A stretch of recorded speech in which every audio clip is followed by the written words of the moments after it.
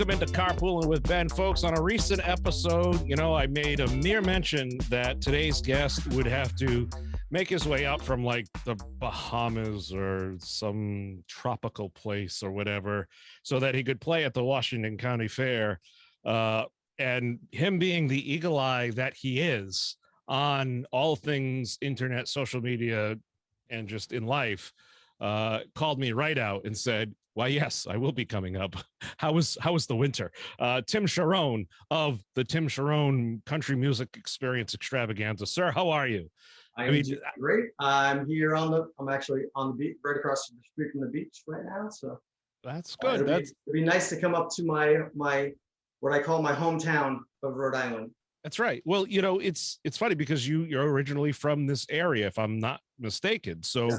You've been performing for a number of years. Kind of, how did you get into music and how did you get into where you're at now? Because, I mean, your resume, your musical, kind of list of people you've either played with, opened up for, been part of is very impressive.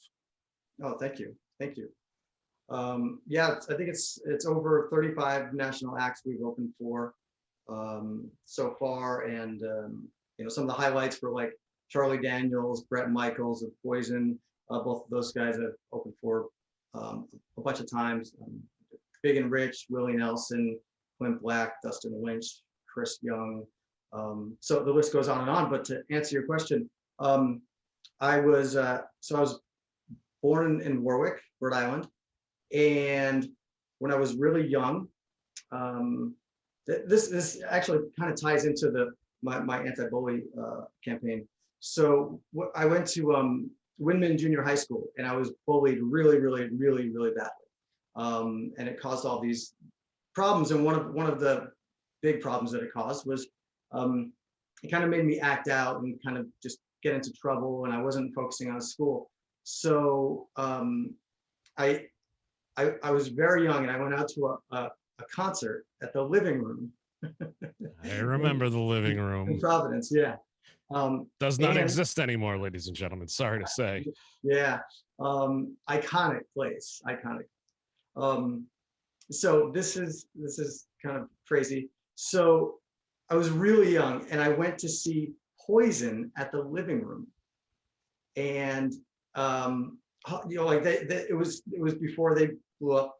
I literally sat on the stage. You know how small the living room is. Sure. And then afterwards, they pulled their bus up, and we all hung out for like an hour and a half. So I didn't get home until like 2 o'clock in the morning. And so my mother was like, "Okay, this is it. I'm fed up. You're gonna have to go live with your father." So she kind of booted me out of the house. I moved in with my father, and it went to North Kingstown High. And my stepbrother and I, who I moved in with, we started a band. I think I was 14, yeah.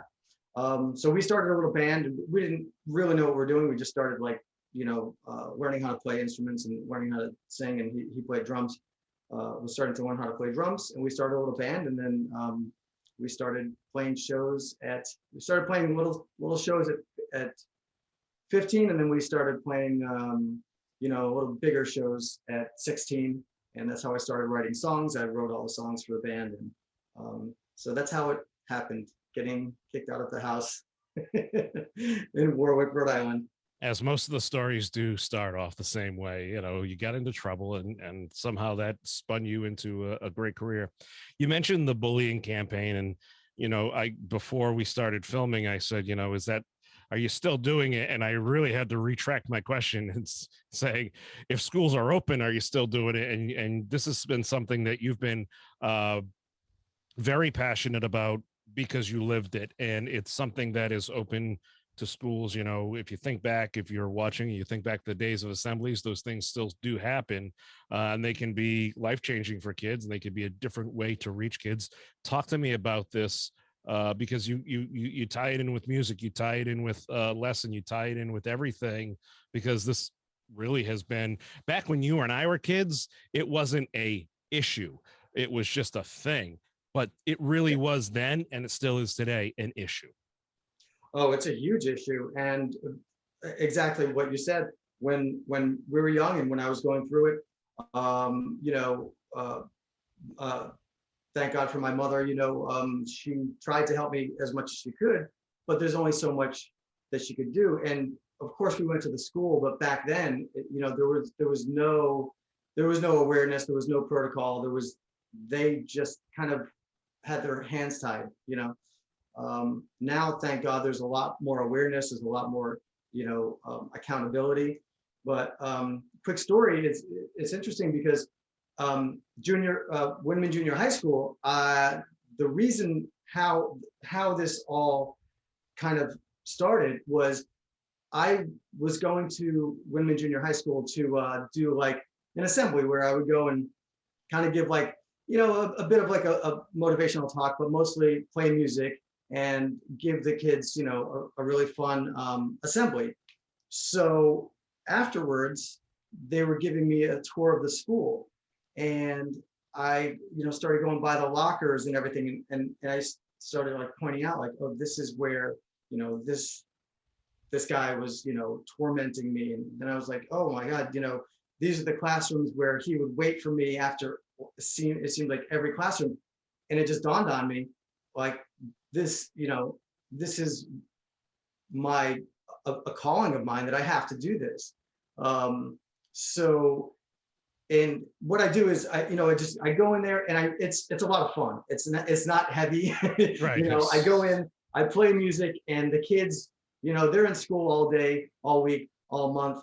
You know, they have a great time because they get to let loose and sing along and all that stuff. I think it's important to note that your presentations are not sponsored by Kleenex or Puffs Plus. The kids don't leave there just crying and emotional. It's very positive and uplifting. It's not like watching a live episode of This Is Us. Okay, folks, it's a good presentation. Continue, sir. Yes, exactly. It's a good time, you know. And of course I do it on purpose because I always think like, oh my God, thank God I can play music, because if I had to come up here and just speak to these kids, it would be much harder to connect, and it would be much harder to, you know, foster a good time. So it's a lot of fun. I play a bunch of songs that everybody knows, and everybody sings along and kind of plays along, like audience participation. Then in the middle, I do like a little, just a quick slideshow, and I just kind of tell my story. And it's amazing once you start telling your story, the way the kids respond, because it's incredible the power of music. You know, I play music for 20 minutes, and then I stop and I talk for maybe 5 minutes. And when I stop and I talk, the kids are just completely, you can hear a pin drop. They're listening to every word. And then, you know, I can't tell you how many times, and I've done it in elementary schools up to colleges. So I can't tell you how many times kids will literally raise their hand and speak up and say, you know, oh, I've been going through this. And then, you know, we get them together with faculty, and they work with them on it. So a lot of times, I'm getting a little emotional about it. Like, I'll literally go in there, have a great time with these kids, talk about, you know, my experience and how I went through it and persevered, and how it actually kind of helped me get to where I am now. And a lot of times, kids actually start getting help right there on that spot. Right. It's pretty awesome. Well, and you know, from what I've read and, you know, the different, you know, things that you've posted, it's not just the kids who are getting bullied. Sometimes it's the bully, and sometimes it's the teacher recognizing that, hey, this bullying is not the problem.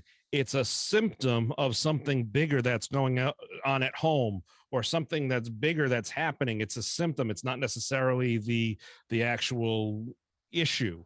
And that opens the door to, yes, you want to help the person who's being bullied on the receiving end, but you also, there's correlations there. There's situations that either need help, that's the cry for help or whatever, and you don't really know until it starts, you know, you start digging in, saying, hey, just stay away from that person, that doesn't solve the problem. All that does is just buries it. You got to go down, and you sometimes, the teachers and school, situation workers, they can find that it may be a housing issue. It may be a food insecurity issue. It could be, a mental health or emotional things that they're enduring outside of the classroom, outside of the school building. So I give you a lot of credit for putting that together, because it does make such an impact. And, thankfully, we're in a world now where what you and I went through as, when we were younger, and, we all have our own stories. Everybody does. It's handled completely different. And people like yourself and other organizations out there, but especially with what you're doing, to shed light on that is very important. Let's get off the emotional stuff. Let's talk about the fun stuff. You have been creating music for years. You've been playing a lot. You're coming back up this way for the Washington County Fair, taking place real soon down there in Richmond, Rhode Island. What else do you have planned for the summer and fall going forward? Well, oh my God. Since everything is open back up, I have been unbelievably busy. So I'm doing a bunch of big shows here, traveling throughout Florida, playing at in Hollywood, Florida. We just had a big show there this past Wednesday. So we're playing a lot of city events, a lot of fairs, festivals. Have a great place that we perform at, a beach resort right down the street from my house called Shepherd's Beach Resort. Shout out to Shepherd's, because they're amazing, beautiful stage right on the beach. My friends pull their boats up and their jet skis up right up to the beach to come and see us. It's really cool. And then we're going up to Rhode Island for the Washington County Fair. I believe this will be our 5th time playing at the fair, and it's a really awesome experience for me, because I used to go to the fair as a kid, and I remember specifically one time walking through the, whatever you want to call it, the main part of the fairgrounds, and with all the rides, and then there was a stage at the other end and a band playing, and I was maybe like 10 years old, and I was just mesmerized. Yeah. And now all these years later to be able to play the main stage at the Washington County Fair so many times, it's an honor for me. No, that's great. And obviously it supports so many local nonprofit organizations and charity groups throughout the weekend. And it's just a fun step back in some real life Americana. Have they ever let you go and ride one of those like crazy souped up lawn tractors, the lawnmower tractor races? No, I have not ridden one of those, but I'm gonna have to. You gotta get on those. Yeah, you gotta get on those. Mr. Camacho about that. Yeah, that's you gotta get on that. That's where the action is. That's the fun stuff there. It's a good time. Tim, if people want to learn more about you, hear your music, or I know it's been busy, but as things continue to open up, you're literally available to travel, I believe, throughout the entire country and stuff. So how should people best reach out to you and connect with you to kind of put things together now that we're going to be heading back into a school year with, hopefully we'll be able to have great assemblies like yours and performances? Yes, it's very easy. For the anti-bully tour information, it's antibullytour.com, and for everything regarding me, it's timcharron.com. They're actually tied together, so if you go to antibullytour.com, you'll be on the same website as timcharron.com. And naturally, people should just be following you on social media to see what a great time you're having down there, the different shows. I know from time to time there's a live video. There might be a video from the concert. So it's great quality music. You put excellent musicians to work backing you up there as part of your band. I know you've done so no matter where you go. So it's great. And if you are an artist that's up and coming and you need some advice or you need some pointers, you also do some consulting and some coaching as well, which I know people have done that with you, and it's great. It really is. It's some people just need, you learn how to play the chords, you learn how to, read the music. That's great. But there's a business side to it. You do that as well.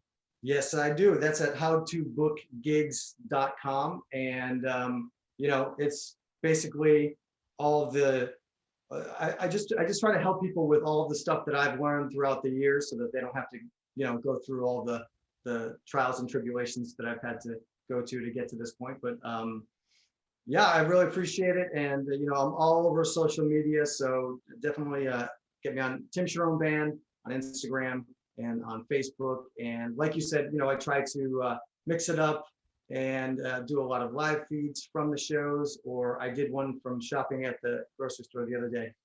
So I try to do all different stuff to interact with the fans. Content comes in all shapes and sizes. So, ladies and gentlemen, Tim Charron, once he writes a song that requires an accordion, I'll be able to play with them, and that'll be magical as well. But until then, Tim, it was great to see you, and look forward to seeing you real soon at the Washington County Fair. Folks, go online, follow him. You'll be very happy that you did. He's a wonderful human being, one of the best out there, sir. Thank you. Thank you so much for having me.